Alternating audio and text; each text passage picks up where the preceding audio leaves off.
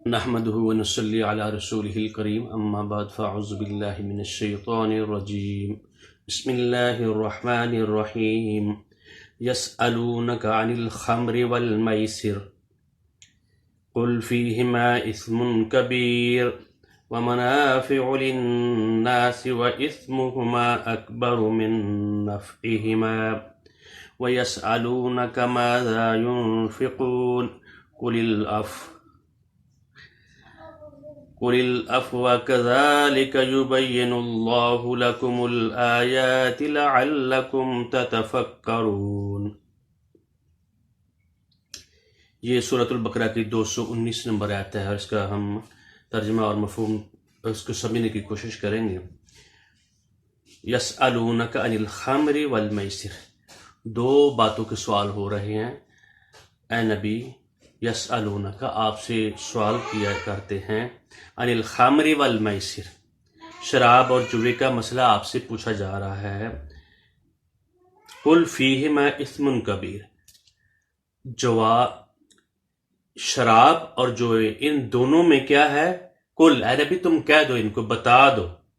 فیہما ان دونوں میں کیا ہے؟ اثم کبیر، بڑا گناہ ہے، ومنافع للناس، اور لوگوں کے لیے اس میں کچھ فائدے بھی ہیں، واسمہما اکبر من نفعہما،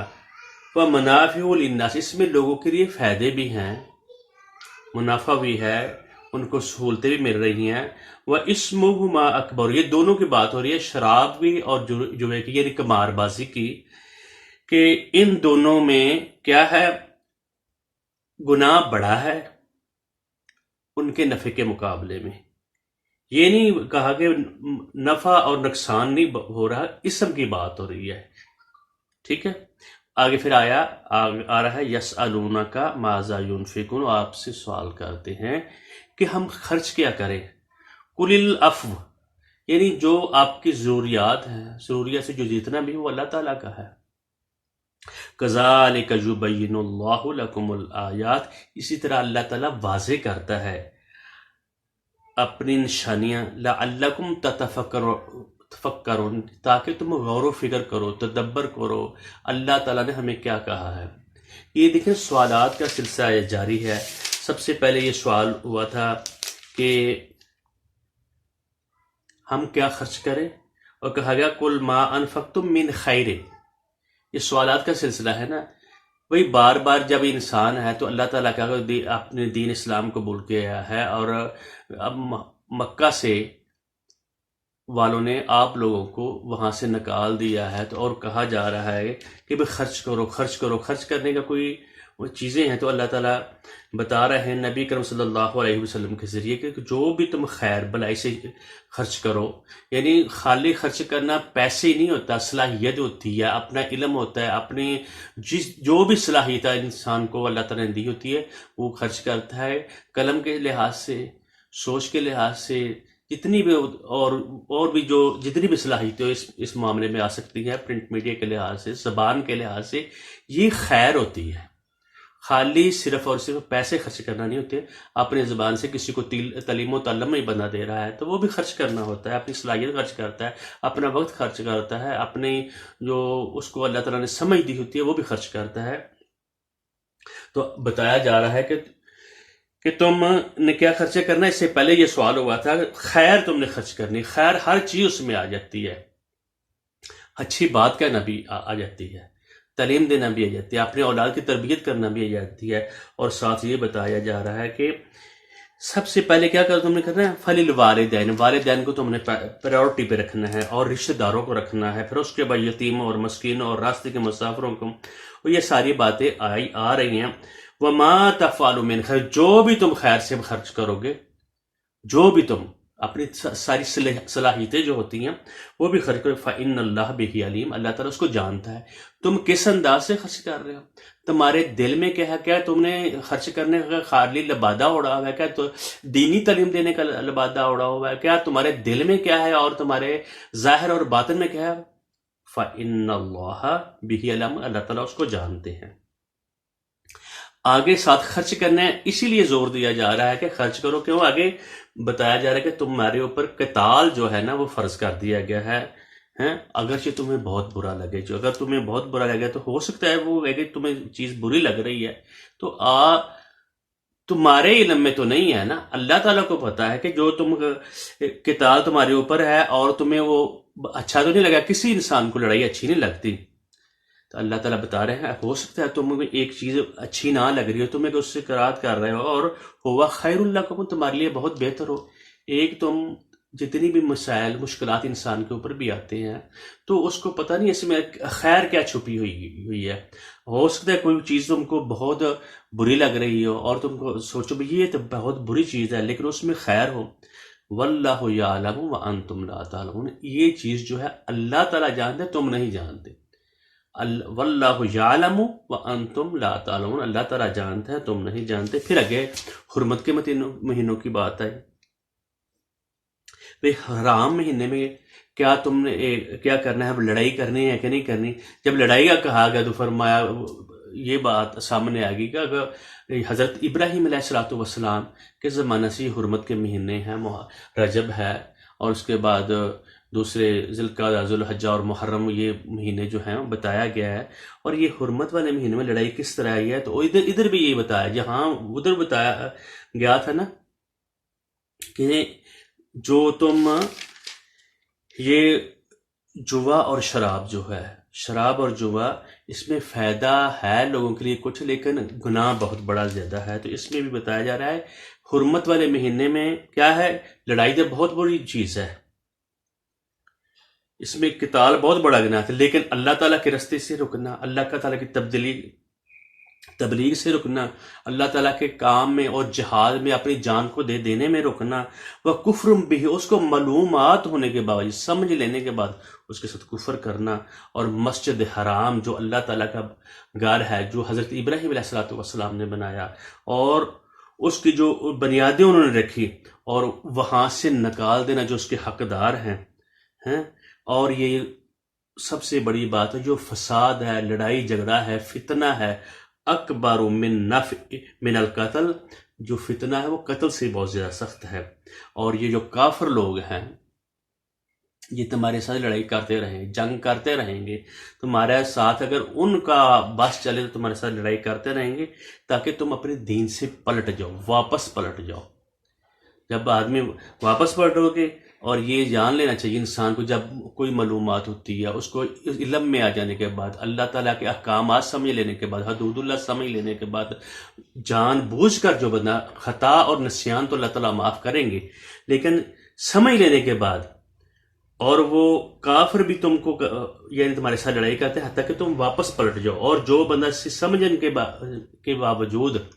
سمجھ لینے کے باوجود، اور اس کو معلوم ہے اور وہ پیچھے ہٹ جاتا ہے صرف دنیاوی فائدے کے لیے، اپنی یا دوسری مفادات کی خاطر، دوسرے اپنے رشتہ داروں کے، لیکن اللہ تعالیٰ کے حکم، ان اللہ اشتری من المؤمنین انفسہم و اموالہم، اللہ تعالیٰ نے تمہارے خرید لیے ہیں، کیا خرید لیا ہے؟ اپنی تمہاری جانیں اور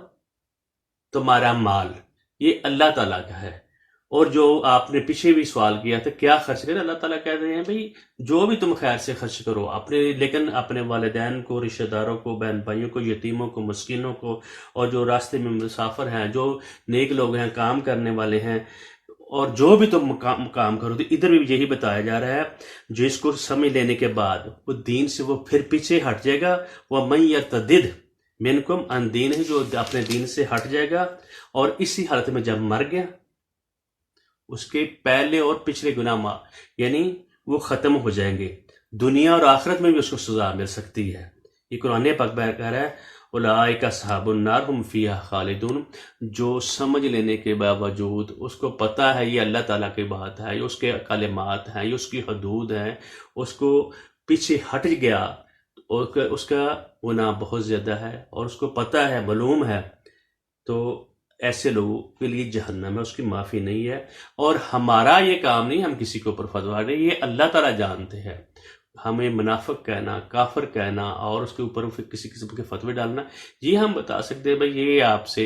غلطی ہو رہی ہے، یہ مسئلہ ہو رہا ہے، تو اللہ تعالیٰ یہ بتا رہے ہیں جو واپس پلٹ جائے گا اور اس حالت میں مر گیا اس کو دنیا میں سزا ہو سکتی ہے، آخرت میں بھی ہو سکتی ہے، اور یہ اصلی دائمی جہنمی ہے۔ اور جو لوگ ہجرت بھی کرتے ہیں، اللہ تعالیٰ کے راستے میں کوشش بھی کرتے ہیں، اور فی سبیل اللہ، اور یہ امید رکھتے ہیں اللہ تعالیٰ سے کہ وہ اللہ تعالیٰ ان کو معاف کر دے گا، اور اس کی اپنی رحمت کی وجہ سے۔ اور اب یہ سوال آیا ہے کہ شراب اور جوے کے متعلق، یہ پہلے جو لوگ تھے اس میں یہ منافع جو ابھی آ رہا ہے نا، اس میں اسم کبیر یعنی گناہ بہت زیادہ ہے، اور منافع بھی ہے لوگوں کے لیے، لیکن جو گناہ ہے یہ بہت بڑا ہے۔ یعنی پہلے لوگوں کو جب قحط سالی آتی تھی، جو امیر لوگ ہوتے تھے، ہمارے دین میں یہ ہے، تو وہ ایک جگہ پہ مجلس قائم کر رہے تھے، اور جو جوا بھی کھیلتے تھے اور شراب بھی پیتے تھے، اور اونٹ ذبح کی اور اس کے جو گوشت کے جو لوتھڑے ہوتے تھے وہ اپنے اوپر حرام کرتے، جو بھی جیتا تھا وہ غریبوں میں تقسیم کرتے، جس طرح آپ بھی آج کل بھی آفات آ جائے، کوئی مسئلے آ جائیں، اور اللہ تعالی زلزلہ آ جاتا ہے، کوئی چیز آ جاتی ہے، تو اور لوگ جو کنسرٹ کراتے ہیں، جو اپنا یعنی میوزیکل شو کرا لیا اور اس طرح کے کام کر لیے، اس میں مزے بھی ہو گئے، ناچ گانا بھی ہو گیا، اور یہ ساتھ کہہ دیا کہ ہم جی اس کے جو آمدن ہوگی ہم غریبوں میں تقسیم کریں گے، سیلاب زدگان کے لیے تقسیم کریں گے، آفات جن میں آئی ہیں ان کے لیے تقسیم کریں گے، اور جن کی فصلیں تباہ ہوئی ان کے لیے تقسیم کریں گے۔ تو اللہ تعالیٰ کہ ہاں یہ قابل قبول نہیں ہے، وہ اس کے سے کیا ہوگی؟ اخلاقی بیماریاں، جو اسم ہوتا ہے اخلاقی بیماریاں جتنے بھی ہوتی ہیں، فساد ہوتا ہے، اور ان کے ہر طرح کا، تو اللہ تعالیٰ نے شراب اور جوے سے، اور اس کی پھر قسمیں ہوتی ہیں، پھر اس کے میں کیا کیا خرابیاں پیدا ہوتی ہیں، اور ہمارے دین میں جو ہوتا ہے بھئی جو جس آدمی یہ کام کر رہا ہے جوے کا یا شراب کا، تو وہ اس کی ایک الگ بڑی لمبی بحث ہے، اور اللہ تعالیٰ اس میں یہی بتا رہے ہیں کہ اس کا گناہ جو ہے نا وہ بہت بڑا ہے، اس کی اخلاقی بیماری اس میں پیدا ہوتی ہے کہ آدمی شراب پیتا ہے، اس کو اپنے آپ کی ہوش نہیں رہتی، وہ منہ سے جو مرضی بکی جاتا ہے، اور اس میں نماز میں بول جاتا ہے۔ واقعات آتے ہیں کہ یہ یعنی کوئی صحابی تھے، اور انہوں نے یہ کام، اس وقت شراب نہیں تھی، یعنی حرام نہیں کی گئی تھی، اور اس کے آخری حکم نہیں آیا تھا، تو اور ان لوگوں نے وہ بھول گئے، اور نماز میں قرآن کے کسی لفظ کی جگہ اور لفظ پڑھ دیا، اور پھر بعض اوقات ان کے جھگڑے بھی ہوئے، اور ایک صحابی آئے، انہوں نے ان کی ہجو بیان کی، وہ شعر و شاعری کر رہے تھے، تو ان لوگوں نے ان کو مارا، تو یہ شراب کی وجہ سے لڑائی جھگڑے، پھر جوے کی وجہ سے لڑائی جھگڑے کافی سارے ہوتے ہیں۔ تو اللہ تعالیٰ یہ بتا رہے ہیں، جس کی تفصیل یہ بھی ہے کہ ایک اور مقام پہ آتا ہے، یعنی شراب اور جوے کے مطلب، اور آخری حد تک ان دونوں چیزوں کو حرام کر دیا۔ فرمایا گیا ہے انما الخمر والمیسر والانصاب والازلام رجس من عمل الشیطان، شراب، جوا اور بتوں کی عبادت کرنا اور تیر فال کرنا یہ شیطانی عمل ہے، اور رجس ہے اور پلیتی ہے، یہ چیز ہے، یہ شیطانی عمل ہے، اور یہ حکم کن لوگوں کو ہو رہا ہے؟ فرمایا یا ایھا الذین آمنوا فاجتنبوہ لعلکم تفلحون، یہ کام کرنے سے بچو، یہ کام اے مومنو تم نے نہیں کرنے، ٹھیک ہے؟ یا ایھا الذین آمنوا فاجتنبوہ، اس سے بچو تاکہ تم فلاح پاؤ۔ اس میں نقصان ہے، اس میں گناہ ہے، اخلاق تباہ ہو جاتا ہے انسان کا، وہ بڑے چھوٹے کی اس کو تمیز نہیں رہتی، اور اس کے میں جو خرابیاں پیدا ہوتی ہیں اپنے گھر والوں کے ساتھ، لوگوں کے ساتھ، یہ زیادہ ہیں، اور یہ دنیا کی جو بیماریاں ہوتی ہیں، اور جو ایسا کام کرے گا اس کو دنیا میں بھی سزا ملے گی اور آخرت میں بھی ملے گی۔ آگے فرمایا انما یرید الشیطان ان یوقع بینکم العداوۃ والبغض، جو شیطان جو ہے اس نے تم کو اس کام پہ لگایا ہوا ہے، اور شیطان یہ چاہتا ہے کہ تمہارے درمیان عداوت اور بغض پھیلا دے۔ کس کی وجہ؟ کس سے؟ فی الخمر والمیسر، شراب سے اور جو ہے ویصدکم، اور تم کو روک دے عن ذکر اللہ، اللہ تعالیٰ کے ذکر سے، وعن الصلاۃ، عن ذکر اللہ وعن الصلاۃ، نماز سے بھی اور ذکر سے، جو اللہ تعالیٰ کا ذکر ہے اور اس کی تسبیح، تحلیل، تحمید جو ہوتی ہے، اللہ تعالیٰ سے آدمی دعائیں، حاجات اپنی اس سے گزارشات کرتا ہے، اپنے گناہوں کی معافی مانگتا ہے، اس کی تسبیح بیان کرتا ہے۔ نماز میں ایک تو 5 وقت آدمی نماز پڑھتا ہے، پھر اس کے بعد بھی اللہ تعالیٰ کے حکموں کو، اس کے حدود کو، اس کے قوانین کو ہر وقت اپنے کاروبار میں، اپنے بزنس میں، اپنے اہل و عیال میں، اپنے کاروبار میں، اپنے اگر وہ معاملہ کر رہا ہے، اپنی کسی اچھی پوسٹ پہ ہے، تو وہاں بھی بیٹھ کر اللہ تعالیٰ کا ذکر کرے، قرآن کو یاد رکھے، اس کے احکام کو یاد رکھے، اور تسبیح، تحلیل اور تحمید بھی کرے۔ فرمایا فَهَلْ أَنْتُمْ مُنْتَهُونَ فَهَلْ أَنْتُمْ مُنْتَهُونَ، کیا تم اس چیز سے باز نہیں آ جاتے؟ جب یہ حکم آیا، لوگوں نے شراب سے باز آ گئے۔ اور اس کے اوپر ہم دوسری قسط میں اور بات کریں گے، یعنی دوسرے پارٹ میں، اور آگے سے مختصر میں یہ بتانا چاہتا ہوں۔ تو اللہ تعالیٰ آگے پھر فرما رہے ہیں، پھر انہوں نے لوگوں نے سوال کیا یسألونک ماذا ینفقون، پیچھے بھی سوال آیا تھا، اللہ تعالیٰ نے کہا کیا خرچ کریں، تو کہا خیر سے جو بھی تم ہو، والدین پر، دوسروں پر۔ ادھر بھی آ رہا ہے قل العفو، جو کوئی تمہارے پاس ہے، جو کچھ بھی تمہارے پاس ہے، جو تمہاری ضروریات ہیں، ان کو ہٹ کے جو فالتو ہے وہ سارا اللہ تعالیٰ کا ہے۔ جب ہم پہلی آیت قرآن پاک کی پڑھتے ہیں، شروع میں پڑھتے ہیں، اس میں آ جاتا ہے ذالک الکتاب لا ریب فیہ ھدی للمتقین الذین یؤمنون بالغیب، جو لوگ غیب پر ایمان لاتے ہیں، یؤمنون بالغیب ویقیمون الصلاۃ ومما رزقناہم ینفقون، نماز بھی پڑھتے ہیں اور اس میں سے جو ہم نے رزق تم کو دیا ہے اس سے خرچ کرتے ہیں۔ ایک تو زکوٰۃ یہ ہے، پھر ایک اپنے صدقات اپنی مرضی سے تم دو، پھر تیسرا کہ جب ضرورت پڑ جاتی وہ سارے کا سارا اللہ تعالیٰ کا ہی ہے، تمہارا نہیں ہے۔ تمہارے جو صلاحیتیں بھی اللہ تعالیٰ نے تم کو دی ہیں وہ اللہ تعالیٰ کے اسی کے خرچے میں جگہ پہ خرچ ہونا چاہیے، جو اس کے حکم کے مطابق خرچ ہونا چاہیے۔ تو یہ اللہ تعالیٰ ہمیں بتا رہے ہیں جو بھی فالتو ہے تمہاری ضروریات سے، جو صحیح لازمی ضروریات ہیں، کذالک یبین اللہ لکم الآیات، اسی طرح اللہ تعالیٰ واضح کرتا ہے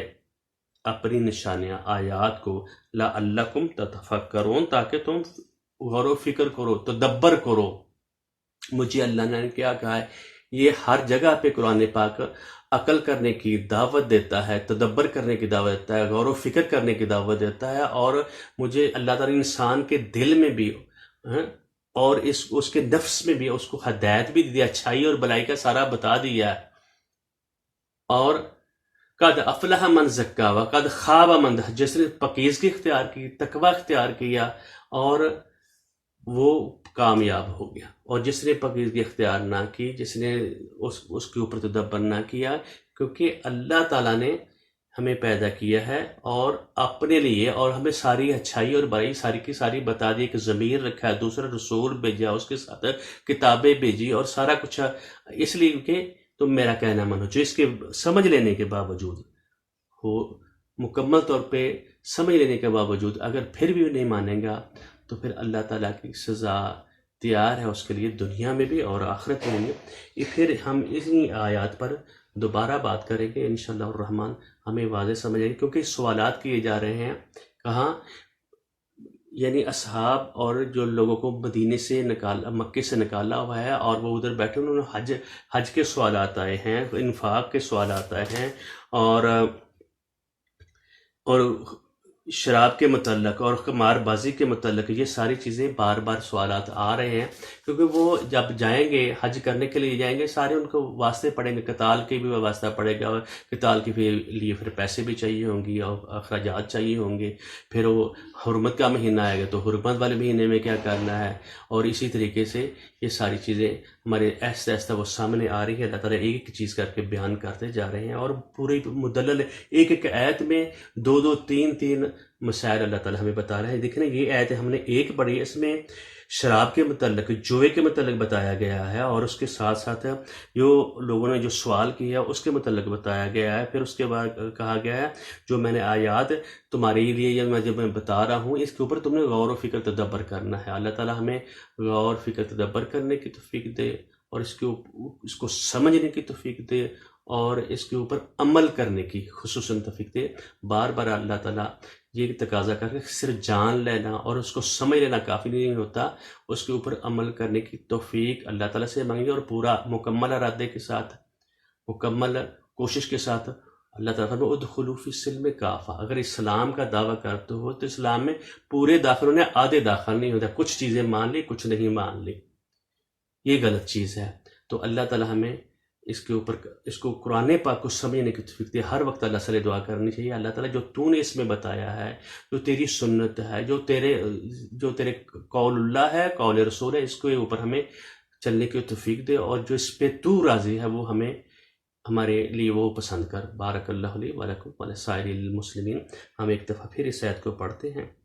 یسألونک عن الخمر والمیسر قل فیہما اثم کبیر ومنافع للناس وإثمهما أكبر من نفعهما ويسألونك ماذا ينفقون قل العفو كذلك يبين الله لكم الآيات لعلكم تتفكرون۔